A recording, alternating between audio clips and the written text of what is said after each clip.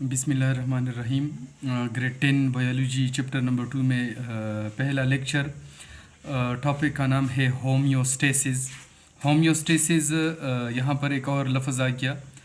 हम अक्सर कहते हैं कि यहाँ पर बायोलॉजी में अक्सर अल्फाज आते हैं, ये अल्फाज या तो ग्रीक होंगे या लैटिन होंगे। यहाँ पर ये होम्योस्टेसिस ये भी एक ग्रीक वर्ड है, ये भी एक ग्रीक वर्ड है और ये भी कम्बिनेशन है दो अल्फाजों का। एक है हमारे पास होम्यो और एक है हमारे पास स्टेसिस। तो होम्यो की लफ्ज़ी मानी है सेम, होम्यो के मानी है सेम, और स्टेसिस की मानी है कंडीशन। स्टेसिस की मानी है condition, same condition. Homeostasis Greek ज़ुबान का लफ्ज़, होम्यो का मतलब है सेम और स्टेसिस का मतलब है कंडीशन, सेम कंडीशन। अभी इसका मतलब क्या है? तो बायोलॉजी है, लिविंग ऑर्गेनिज़म के बारे में हम पढ़ते हैं। अभी लिविंग ऑर्गेनिज़म तो बहुत सारे हैं, मुख्तलिफ़ अक़साम है, 2 millions different types of living organism. ये कोई भी लिविंग ऑर्गेनिज़म है, लिविंग ऑर्गेनिज़म के अंदर जो एनवायरनमेंट होता है उसको हम कहते हैं इंटरनल एनवायरनमेंट। लिविंग ऑर्गेनिज़म के अंदर जो एनवायरनमेंट है उसको हम कहते हैं इंटरनल एनवायरनमेंट। लिविंग ऑर्गेनिज़म के अंदर जो एनवायरनमेंट है उसको हम कहते हैं इंटरनल एनवायरनमेंट, और बाहर फॉर एग्जांपल आउटसाइड एनवायरनमेंट इसको हम कहते हैं एक्सटर्नल एनवायरनमेंट। इसको हम कहते हैं एक्सटर्नल एनवायरनमेंट। ये हमारी बॉडी में भी, यानी बॉडी के अंदर जो एनवायरनमेंट है ये इंटरनल एनवायरनमेंट, और बॉडी के बाहर बाहर जो एनवायरनमेंट है उसको हम एक्सटर्नल एनवायरनमेंट कहते हैं। तो अगर हम गौर कर ले यही एक्सटर्नल एनवायरनमेंट में, इसमें डेली नहीं, यानी हर सेकंड में, हर मिनट में इसमें मुकम्मल यानी इसमें चेंज आता है, कंटिन्यूसली एक्सटर्नल एनवायरनमेंट में चेंज आता है। और ये चेंज बाज़ औक़ात ये चेंज लिविंग ऑर्गेनिज़म के लिए नुकसानदेह होता है, यानी लिविंग ऑर्गेनिज़म इस चेंज को अफोर्ड नहीं कर सकते। अगर ये चेंज अगर ये चेंज इस तरह कंटिन्यू रहा तो इसकी वजह से लिविंग ऑर्गेनिज़म को नुकसान पहुंच सकता है। तो एनवायरनमेंट के दो अक़साम, एक को हम कहते हैं इंटरनल एनवायरनमेंट, एक को हम कहते हैं एक्सटर्नल एनवायरनमेंट। एक्सटर्नल एनवायरनमेंट में कंटिन्यूसली चेंज आता है और ये बाज़ दफ़ा ये चेंज लिविंग ऑर्गेनिज़म अफोर्ड नहीं कर सकता, यानी ये चेंज उसके लिए नुकसानदेह होता है। तो लिविंग ऑर्गेनिज़म इस चेंज के ख़िलाफ़ अपनी बॉडी को एडजस्ट कर लेता है, इस चेंज के ख़िलाफ़ अपनी बॉडी को एडजस्ट कर लेता है, अपनी बॉडी में मॉडिफिकेशन लेकर आता है। मॉडिफिकेशन चेंजेस, यानी फिर अभी तो इस एक्सटर्नल एनवायरनमेंट का मुकाबला नहीं कर सकता, लेकिन जब अपने आप को एडजस्ट कर ले, अपने आप को मॉडिफाई कर ले, तब इस एक्सटर्नल एनवायरनमेंट का मुकाबला कर सकता है। तो यहाँ पर लिविंग ऑर्गेनिज़म ने अपनी बॉडी में चेंजेस लाए, उसमें मॉडिफिकेशन आ गई, उसने अपने आप को एडजस्ट किया एक्सटर्नल एनवायरनमेंट के साथ। So this ability of living organism is called homeostasis. इसको कहते हैं होम्योस्टेसिस। मैं मिसाल दूंगा। मिसाल के तौर पर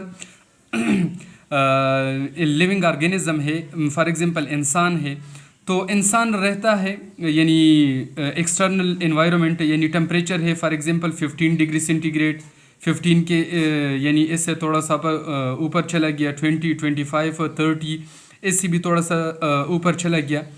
लेकिन ये एक स्टेज इस तरह आता है कि जब यही टेम्परेचर यानी एक स्टेज इस तरह आता है कि फिर हम इस टेम्परेचर को यानी फेस नहीं कर सकते, यही हाई टेम्परेचर पर हमें नुकसान पहुंचाता है। तो जो ही टेम्परेचर इंक्रीज़ होता जाता है हमारी बॉडी में इसके ख़िलाफ़, यानी हमारी बॉडी अपने आप को एडजस्ट कर लेती है। फॉर एग्ज़ाम्पल अभी थोड़ा सा नॉर्मल टेम्परेचर है, तो नॉर्मल टेम्परेचर में हमें यानी हमारी बॉडी से कोई स्वेट नहीं निकलता, कोई स्वेट प्रोडक्शन नहीं होता। लेकिन जब टेम्परेचर इंक्रीज़ हो जाए तो हमारी बॉडी स्वेट प्रोड्यूस कर लेता है। जब स्वेट प्रोड्यूस कर लेता है हमारी बॉडी से वेस्ट मटेरियल भी निकलते हैं, पानी भी निकलते हैं, और हम मज़ीद पानी पीने की हाजत महसूस करते हैं। जब हम पानी पीते हैं तो हमारी बॉडी अंदर से ठंडा हो जाती है। जब ठंडा हो जाए तो इसी हाई टेम्परेचर का हमने मुकाबला किया, यानी हमारी बॉडी में एक चेंज आ गया, तो इस चेंज को हम कहते हैं होम्योस्टेसिस, या this ability of living organism is called homeostasis. यानी डिफिनीशन हम ये भी कर सकते हैं कि the ability of living organism to maintain its internal environment constant और nearly constant is called homeostasis. अभी होम्योस्टेसिस के aspects, there are 3 aspects of homeostasis. Simply हम कह सकते हैं कि types, there are 3 aspects of homeostasis. एक को हम कहते हैं ऑस्मो रेगुलेशन, ऑस्मो रेगुलेशन कैसे कहते हैं? मैंने कहा कि लिविंग ऑर्गेनिज्म अपने आप को मॉडिफाई कर लेता है, अपने आप को एक्सटर्नल एनवायरनमेंट के साथ एडजस्ट कर लेता है। तो जब लिविंग ऑर्गेनिज्म अपनी बॉडी में यानी अपनी बॉडी में वाटर और सॉल्यूट के मकदार को बरकरार रखे, यानी जितना वाटर उसको रिक्वायर्ड है उतना वाटर मेंटेन रखे, वाटर के अलावा मुख्तलिफ सॉल्यूट वही मेंटेन रखे। So this ability of living organism is called osmo regulation. What is osmo regulation? It is a type of homeostasis in which living organism maintain water and solute concentration inside their body. जब living organism अपनी body में पानी और solute का मकदार बरकरार रखे, इसको कहते हैं ऑस्मो रेगुलेशन।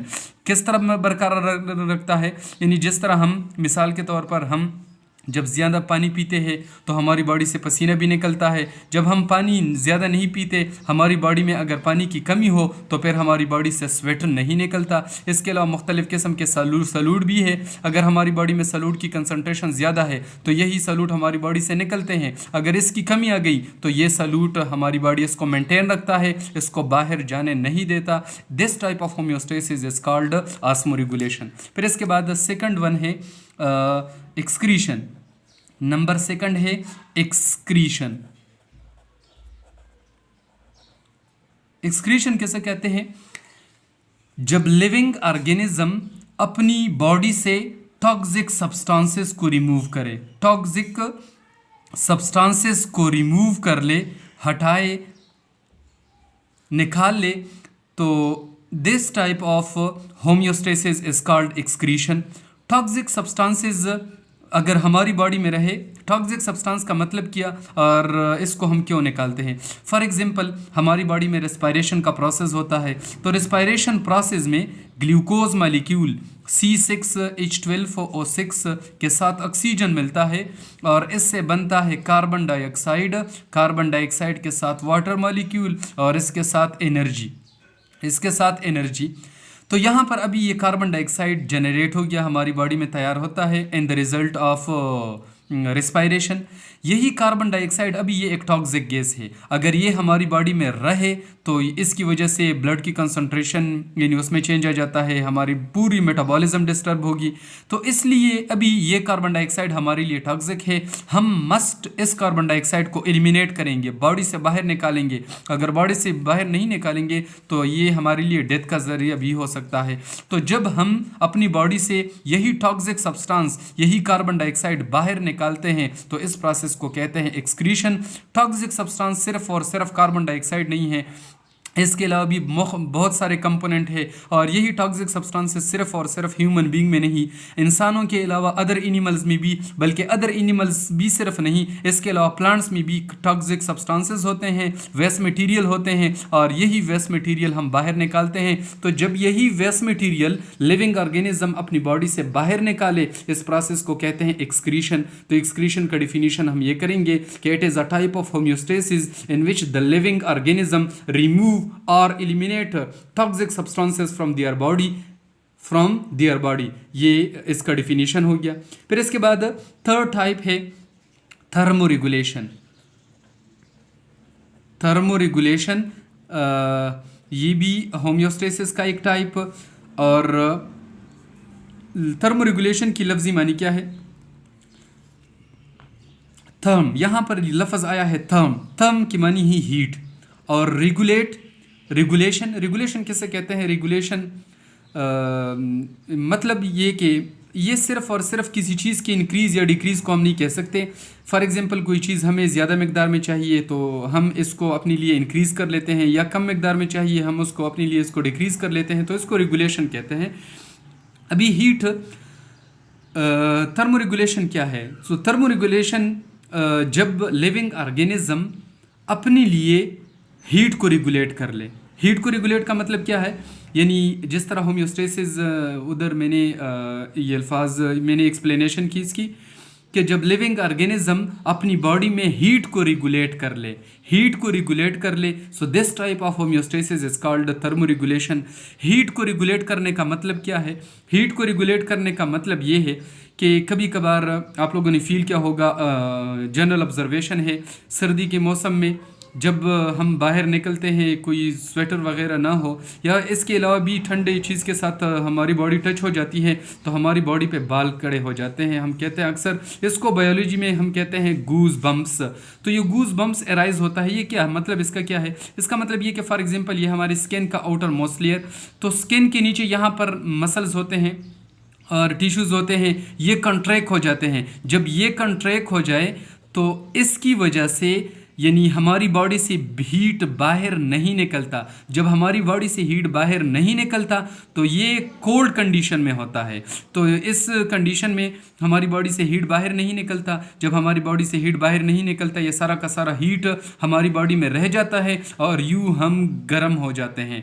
या इसके अलावा फॉर एग्ज़ाम्पल जब यानी ठंडक हो तो हम यानी जब ठंडक हो ड्यूरिंग कोल्ड कंडीशन, सर्दी के मौसम में अक्सर हम शिवरिंग हमारी बॉडी शुरू कर लेती है। तो इस शिवरिंग की वजह से भी यानी हम थोड़े से वो गर्म हो जाते हैं। तो ये भी a type of thermo regulation. या यहाँ पर यानी सर्दी के मौसम में हमारी मसल्स कंट्रैक्ट हो जाते हैं, हीट बाहर नहीं जाता। जब हीट बाहर नहीं जाता तो हीट बॉडी के अंदर रह जाता है, हम गर्म हो जाते हैं। जब हम गर्म हो जाते हैं तो फिर ये मसल्स दोबारा अपनी पोजीशन पे आ जाते हैं, फिर हमारी बॉडी से हीट निकलना शुरू हो जाता है। तो ये थर्मो रेगुलेशन का एक एग्जांपल है। तो आज हमने पढ़ा है होम्योस्टेसिस। होम्योस्टेसिस जब लिविंग ऑर्गेनिज्म अपनी बॉडी के अंदर कंडीशन को यानी अपने लिए मेंटेन रखे, इसको हम कहते हैं होम्योस्टेसिस। होम्यो की लफ्ज़ी मानी है सेम कंडीशन। फिर होम्योस्टेसिस के 3 types, osmo regulation. Osmo regulation living organism की वो एबिलिटी जिसमें वो लिविंग वाटर और सॉल्यूट कंसंट्रेशन अपने लिए मेंटेन रखे। और एक्सक्रीशन वो प्रोसेस जिसमें लिविंग ऑर्गेनिज्म अपनी बॉडी से टॉक्सिक सब्सटेंसेस को एलिमिनेट कर ले, रिमूव कर ले। फिर इसके बाद थर्मो रेगुलेशन। थर्मो रेगुलेशन वो प्रोसेस जिसमें लिविंग ऑर्गेनिज्म अपनी बॉडी के अंदर हीट को रेगुलेट रखता है, तो इसको कहते हैं थर्मो रेगुलेशन। इसको नेक्स्ट लेक्चर में काफ़ी डिटेल के साथ हम पढ़ेंगे। अभी ये इसकी टर्मिनोलॉजी या पहला जनरल इंट्रोडक्शन था। इंशाल्लाह नेक्स्ट लेक्चर में इसकी फर्दर एक्सप्लेनेशन होंगी।